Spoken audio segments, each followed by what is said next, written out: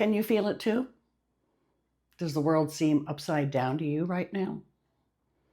Do you watch the news, scroll through social media, or think about the economy and find yourself feeling unsettled, powerless, almost frozen in fear over the state of the world right now? If so, you're certainly not alone. As we collectively try to make sense of it all, how do we protect our peace at home and regain a sense of control when the outside world feels like it's out of control? One of the most frustrating struggles for me is knowing that we can't control foreign battles, world leaders, or the global economy. So many of our fears are valid. For a lot of women in North America, financial stress and the rising cost of living have become major sources of worry. Whether it's putting food on the table, paying the bills, or simply keeping a roof over our heads, these concerns are very real. We can absolutely acknowledge those fears without allowing them to move into our minds and take up permanent residence there. I wish we all had the answers for coping during these stressful times. But the one thing I do know from experience is that being frozen in fear can literally suspend your hope, prevent you from finding solutions, and rob you of the little joys in your daily life. Years ago, I would have simply said I felt stuck. It wasn't until my therapist explained that I was actually frozen in fear when everything suddenly made sense. Today, I'm tired of always bracing for the next stressor and feeling as though I'm simply trying to emotionally survive. We all need an anchor, a place of comfort, and sometimes a healthy distraction so we don't get swallowed up by the all-consuming sense of powerlessness. Because when we feel powerless, we sometimes forget that there are still small things within our reach that can make a tremendous difference to our emotional well-being.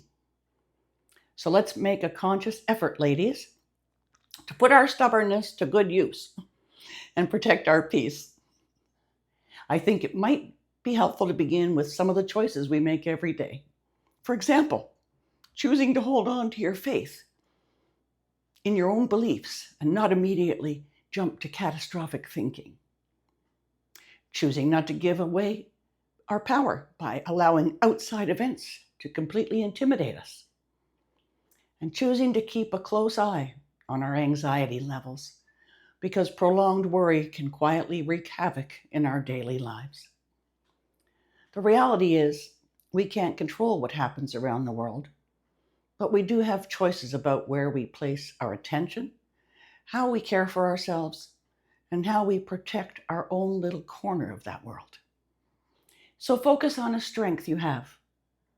Capitalize on something you're passionate about. Give yourself a long overdue break from worrying about the outside world and spend some time finding peace in your inside one, your sanctuary. Is there something on your to-do list you've been meaning to get back to that you enjoy, that will occupy your mind and nourish your emotional well-being? For me, it's spending time on indoor and outdoor gardening, my backyard oasis, and the songbirds I feed that bring me great solace. A wonderful quote for me to share in these present conditions is, "Where the world falls short, Mother Nature provides. She can be a boundless source of comfort." Women around the world have countless differences in culture, circumstances, and life experiences. But I would dare say we all understand one feeling: fear. At one point or another, every one of us has experienced fear to some degree. And if left unchecked, it can become crippling. Fear may be universal, but thankfully, so is our need for hope, rest, and connection. And perhaps that's what reminds us that no matter where we live or what our circumstances may be, we are never truly alone. Hence, one of the main reasons this channel was created. Because even in an upside-down world, there are still places of encouragement, moments of beauty, and reasons to keep moving forward. If this message resonated with you, I'd love to hear from you in the comments. What's helping you protect your peace and keep moving forward during these uncertain times?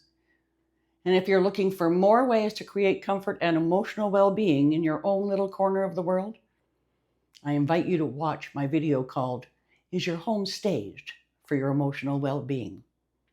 Because sometimes our homes can become the sanctuary we need when the outside world feels overwhelming.